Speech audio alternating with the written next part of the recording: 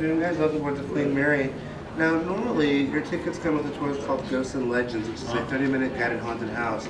We take you there just to report to be haunted, turn lights off, and try to scare you. However, we're working on some of the special effects on that right now, so what we've done instead is we give you a 30-minute version of a Haunted Encounters tour. Basically, it's going to be just a brief introduction to the paranormal activity on the Queen Mary. We'll take you to a lot of the same places that Ghosts and Legends would go and tell you about why those places are haunted, rather than trying to scare you to death. It is more enjoyable when I get to scare you, but it works out like okay this way too. My name is Eric. I'm going to be your tour guide. If you have any questions, you can ask me. I'll go ahead and answer this question now because I get asked this question every day, and that is, have I ever seen a ghost? No, guys. In 8 years, I have never seen a ghost. I'm not looking for them. I don't actually want to see one. If I ever see a ghost, I will likely quit my job. If it happens on this tour, I'll probably leave you guys where we are. Now we'll start here at M-Deck because this is where we are, so it makes sense to start here. M-Deck is where heads of state, celebrities, royalty would have stayed. From this set of doors here, going down the hall to where the exit sign is, between those 2 points on both sides of the ship, it's all suites. Winston Churchill sailed on board the Queen Mary many times during her career. 3 of those times were during World War II, when the Queen Mary is being used as a troop ship. I have to add the part of the Queen Mary being used as a troop ship because I didn't always do that. And then one day somebody asked me why Winston Churchill took a cruise when the world was at war. Unfortunately, when I get asked questions like that, my more sarcastic nature takes over, and so I answered, he didn't take a cruise, he took 3, and was showing an incredible lack of character. In reality, he was on his way to conferences to help plan the war. He had a suite of rooms right here on M-Deck just down the hall, M115, M117, M119. A large portion of the plans for the D-Day invasion were actually drawn up in room M119. They were thought of primarily in the bathroom. What he did, guys, he filled his bathtub with water, put a pile of rocks at one and a pile of rocks at the other. The rocks became southern England and northern France, the water the English Channel. He and Dwight Eisenhower would nail inside the bathtub and they put plastic ships in the water, and they would move them around to represent where they wanted the Allied fleet to be posted off the different beaches in Normandy. Now, I was a history major in college, so when I learned that, I was incredibly fascinated. There are a couple people, though, who were not pleased. Winston Churchill's wife and daughter were on the ship with him, and for 5 days, they couldn't bathe because their bathtub was full of rocks. Now, what does this have to do with the tour? Nothing, actually. However, it's a very important historical fact that I find necessary to mention on every tour I do. Even when I do educational tours for little kids who then just start to like, oh, it's a D-Day. So, I have to go into a big explanation about that, too. Anyway, M119. We had a housekeeper knock the door to M119, which is, of course, customary before entering a room, and when no one answered, she walked in, discovered a man sitting in a chair smoking a cigar. The first thing she wanted to know is why was there a man in a room that was supposed to be unoccupied? That makes sense. Second thing she wanted to know is why was he smoking in a room listed as a non-smoking room. The man in the chair stood up, made eye contact with the woman, and floated into the picture on the wall. The picture on the wall is a picture of Winston Churchill. It is my belief that he's upset that we have turned his room into a non-smoking room, and has come back to prove a point, and that is that we cannot tell the British Prime Minister where he can and cannot smoke. I would tend to agree with this, guys. Winston Churchill is arguably one of the most important people of the 20th century, and if he wants to smoke in a room that has his name on it, I'm okay with that. Now, if you're going to be around for a while, please feel free to walk by M119. It is just down this hallway. People say they smell fresh cigar smoke coming from that room all of the time. If you do this, guys, do yourselves a favor and don't smell the door. It won't help you, and it might be a little bit painful because the door to M119, it opens out. M202 on the port side. We had a couple from Virginia. They were woken up in the middle of the night by people in the room next to theirs banging their luggage around, slamming their doors, drawers, sliding hangers in their closet loudly, and generally just being obnoxious. They got up the next morning to get a look at these noisemakers, and they discovered that there was no room next door to theirs. There's a hallway next door to their room. I think that it's probably safer to say the noises they were hearing were coming from their own room, and they should learn to be a little more aware of their surroundings. The next night, so they could get people walk through their room, into their bathroom, turn the lights on, running the water, and flushing the toilet. What I discovered when I did a little bit of research is that the interior cabins, the ones on the inside walls, prior to World War II, even in first class, did not have their own restrooms. They had to share public restrooms. The bathroom that is now attached to M202 used to be one of those public restrooms. In fact, the door that led to it from the hallway, it's still there. It's been sealed shut. You can't just walk into their bathroom and go because you have to, but the door is still there. What that leads me to believe is that people who have used that restroom in life are coming back to use it now that they've died. And this bothers me in a lot of ways that I really can't describe. The biggest one is that I thought we would stop doing that when we died.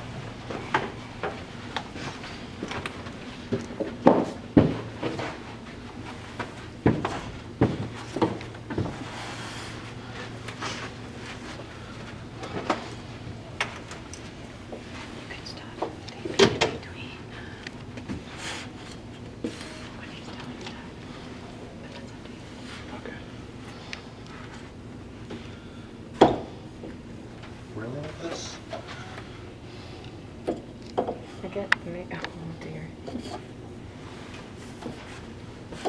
It's supposed to have a stupid magnet back here that keeps it open.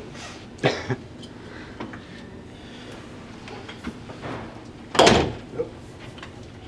Don't go breaking anything, honey. You can break whatever you want, it's all right. Whenever you break it, you buy It's it. just not gonna work, whatever. We tried. Alright, so we're gonna go to this room here. I'm gonna have to ask you guys please not to sit in the chairs because it's set up for an event that's gonna start later tonight.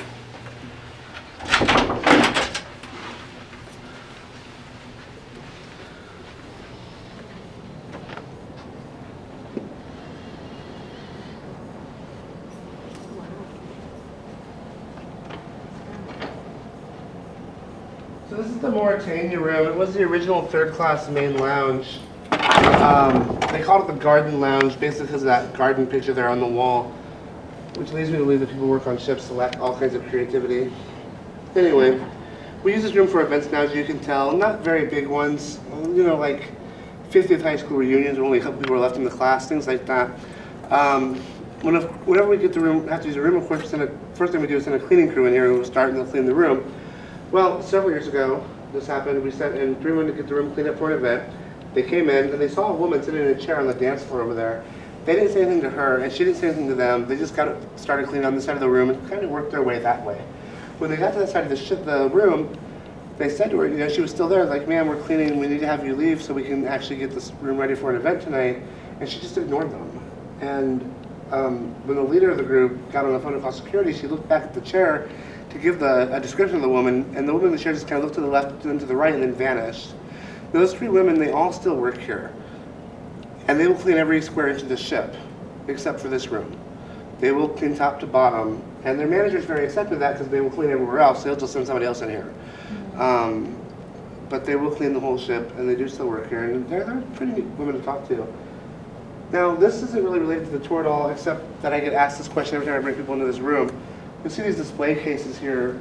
A lot of the second and third class public rooms had these cases like this because there were no shops in second and third class. They were all in first class. So these cases would have items from the shops in first class in them with a little number next to them and then a price tag as well. And then you would give your steward the money for the item and he would run to the shop and get it for you. It is my understanding that window shopping basically was created here on board the Queen Mary. All right, this way, guys.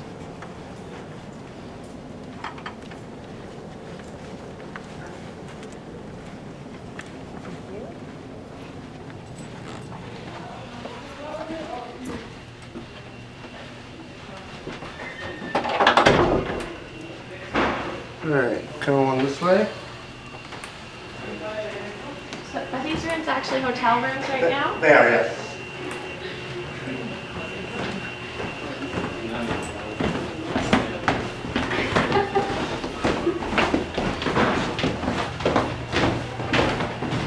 This looks kind of Titanic.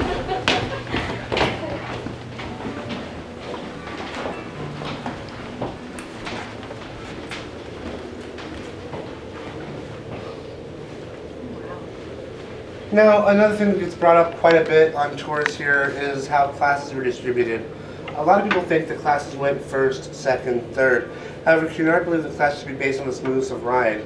So the center of the ship from top to bottom was first class because it offered the smoothest ride, it moved the least. Second class, they were at the back of the ship above the engine rooms because you had a lot of machinery back there that helped weigh that end of the ship down.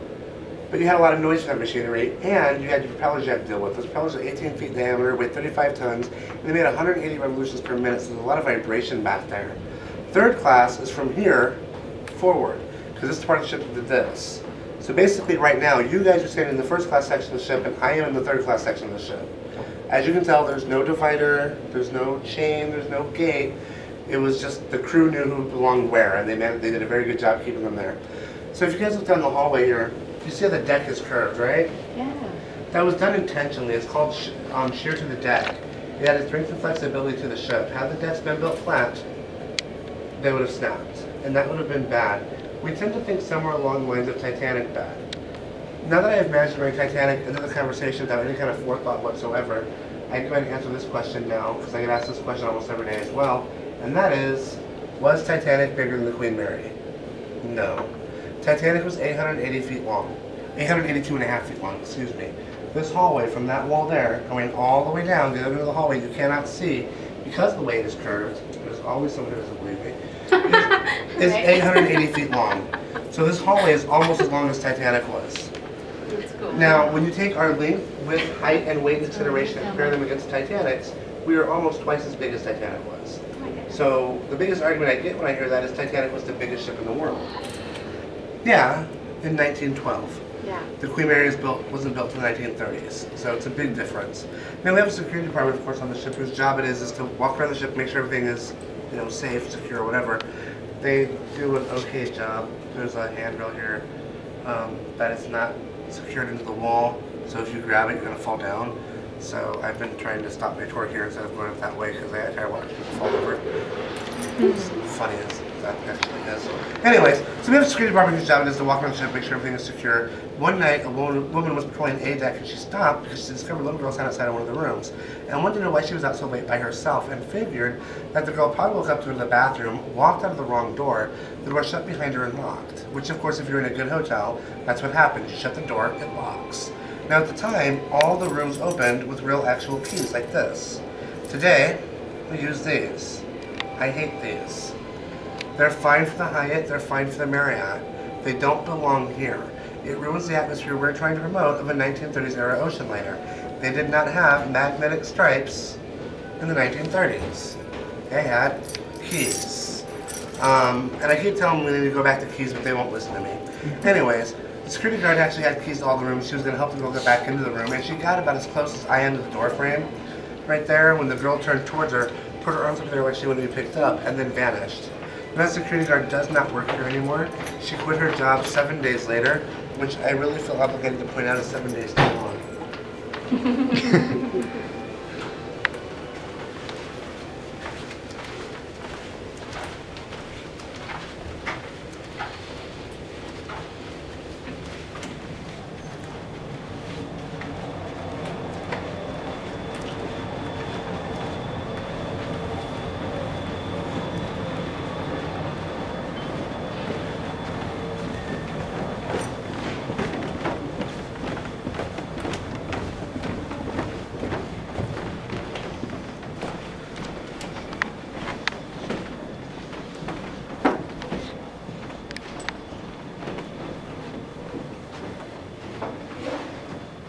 So I always talk about this part after I get people down the stairs because it makes people nervous to talk about the top of the stairs and make them walk down.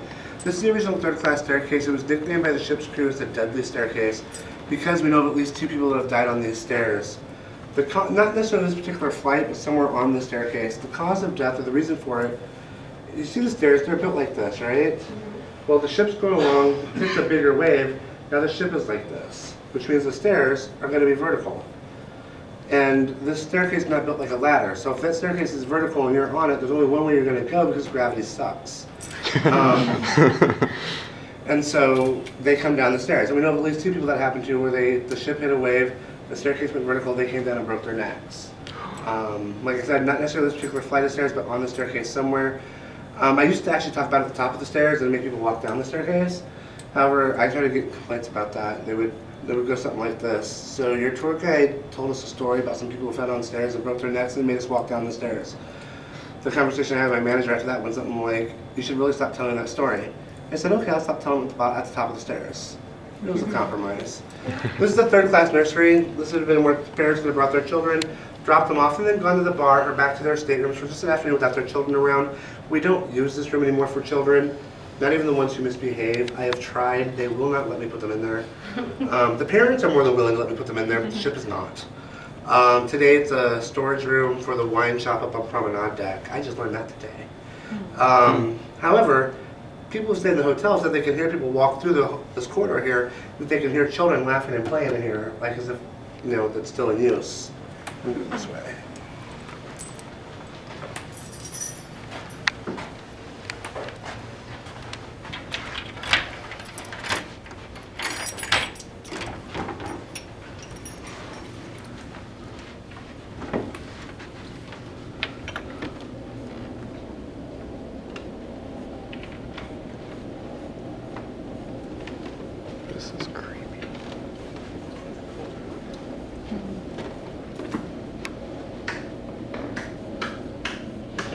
So this is the Carpathia room. Anyone know the significance of that name?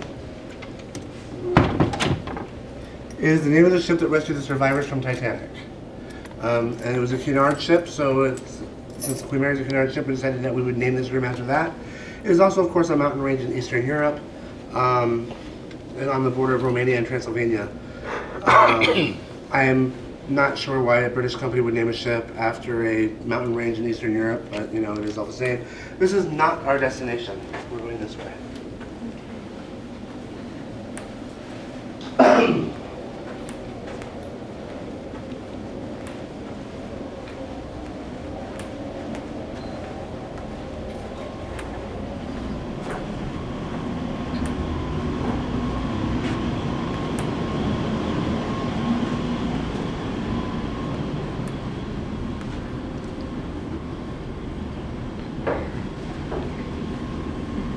Ooh, furnace.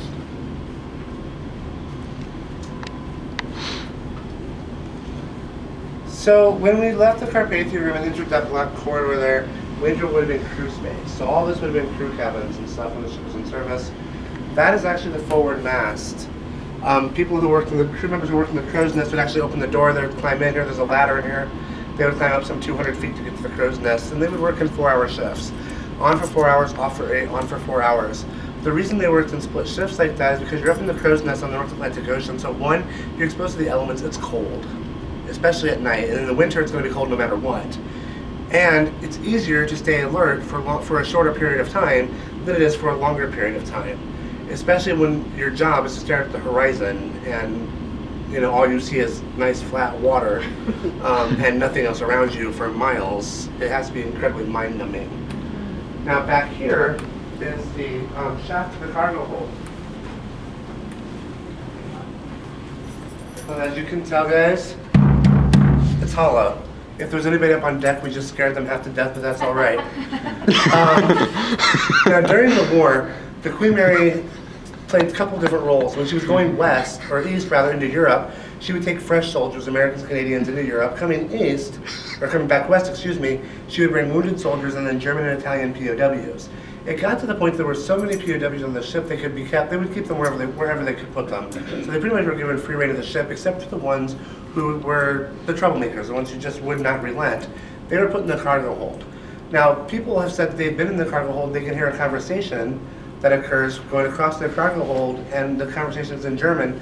And the only phrase they really pick out is "Der Teufelhunden," which is German for the devil dogs, which of course is a nickname given to the Marines by the Germans.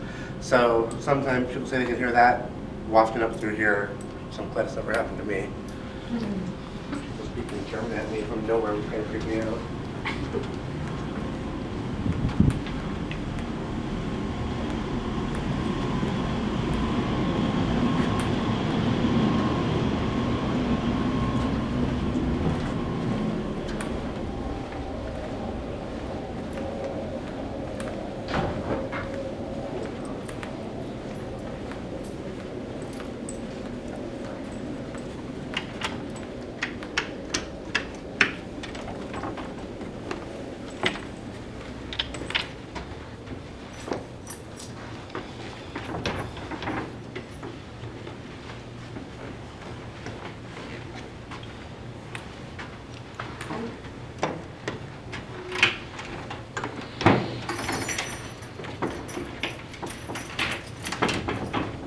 Excellent. All right.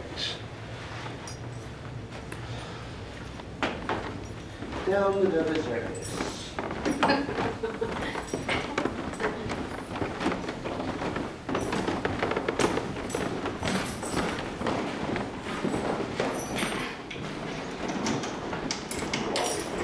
Are you kidding me, sir?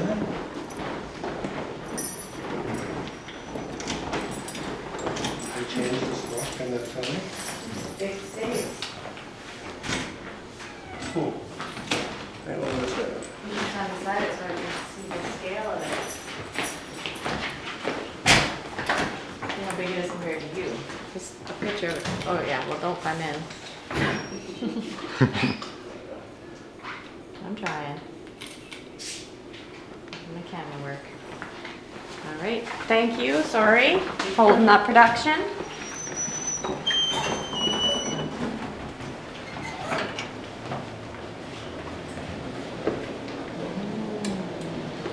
that late.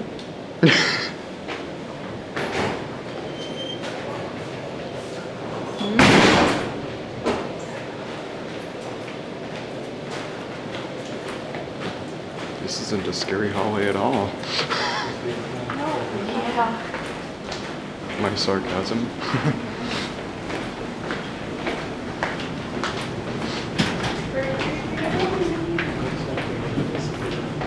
Right.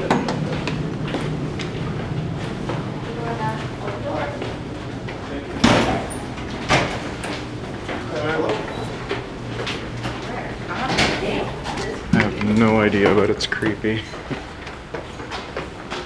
Oh, this is the pool area.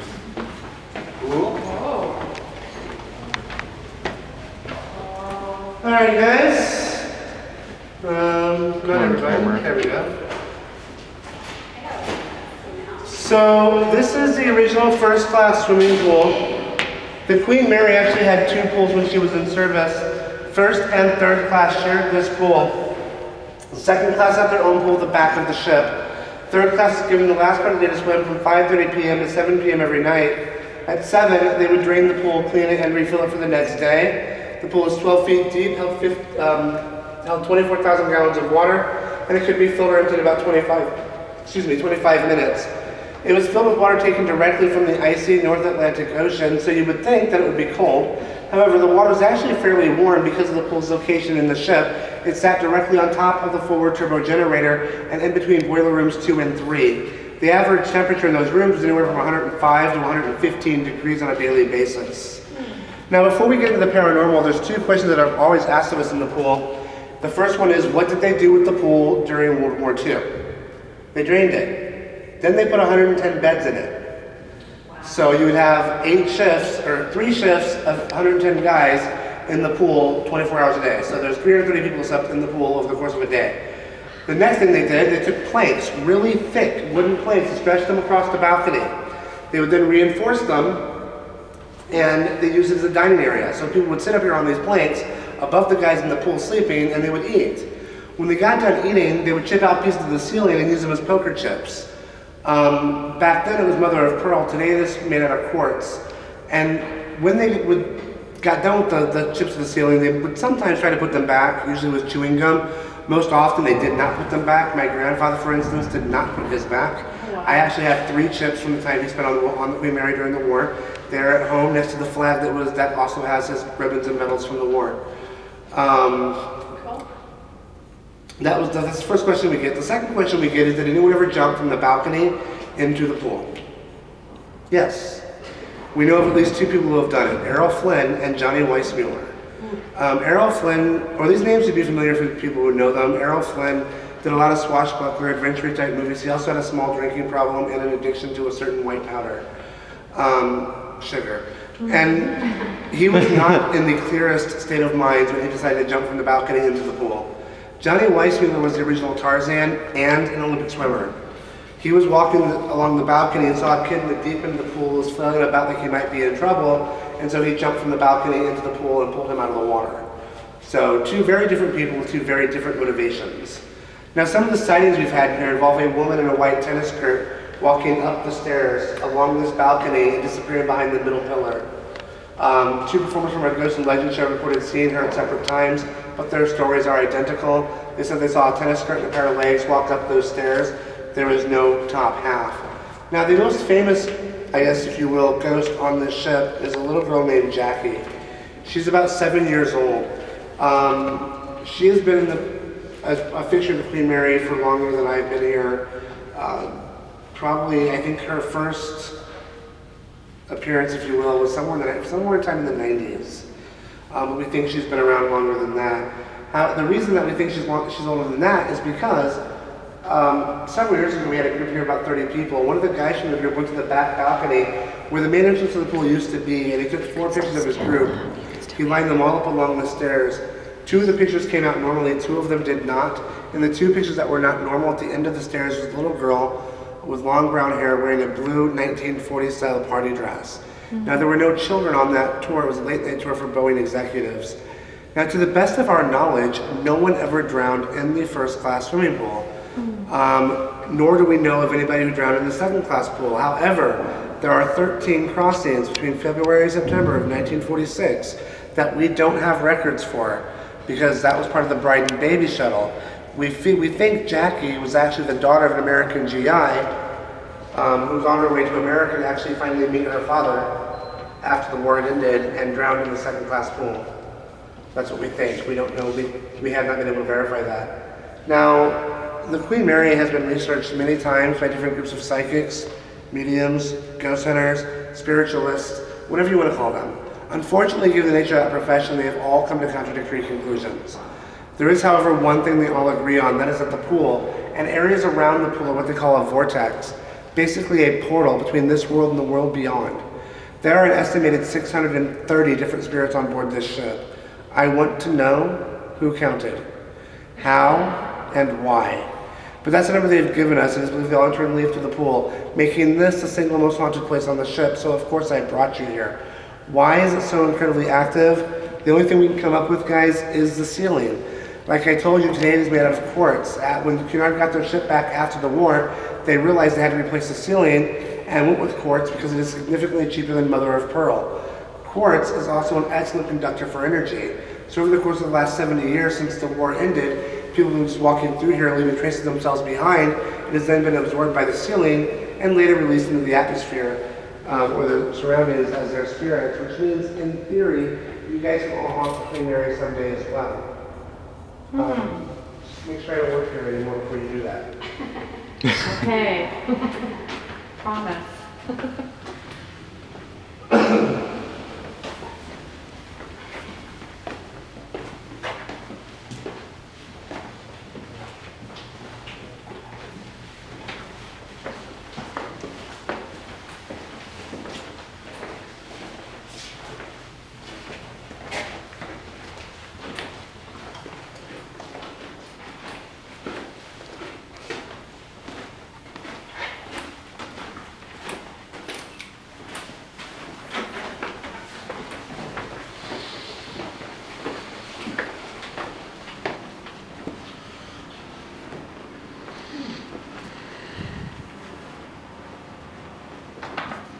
Alright guys, so just one more thing I want to show you before I let you go, or kick you out, whichever how you want to do it, is over here.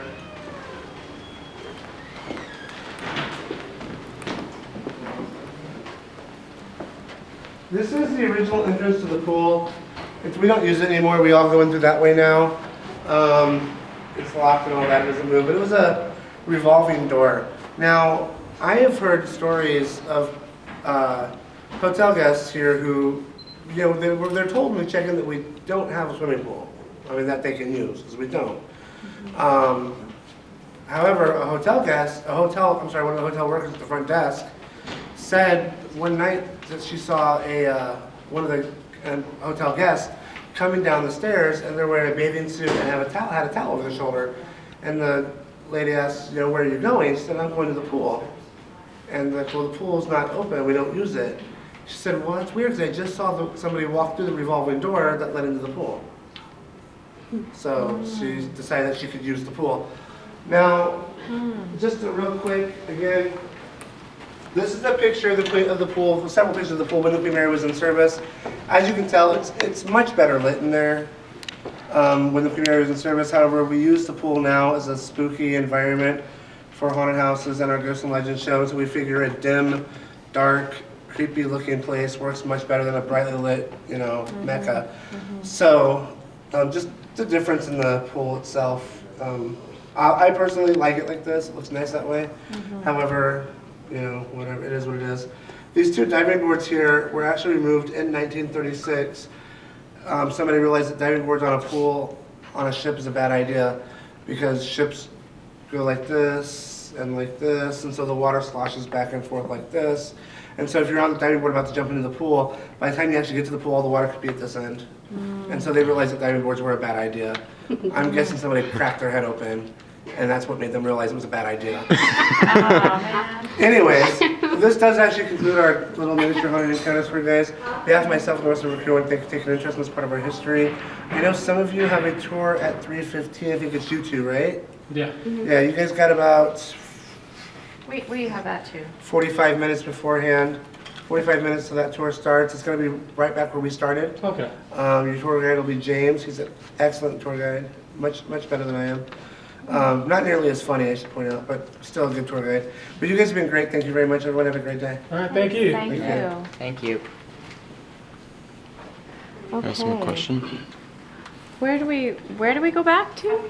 Where we start, take this elevator here up to level P, or the outside elevator at level 4. Here's the story. Okay. Thank you. Thank you. Have a great day, Can I guys. ask him something? Quick. Go ahead and ask him something. Excuse me? Yeah. I heard that Deck B is one of the haunted parts of the It ship. is the most haunted. It is the most. The best way. There are more ghost sightings there than anywhere else on the ship. I think the reason for that is because it's directly above the swimming pool. Okay. The pool is the most haunted place on the ship. Makes sense that the very next deck up would have more sightings than anywhere else. And Okay. that's just one deck up from here. Okay. And we're allowed to go up to that deck? Yeah, Or? definitely. Okay. Definitely. Okay.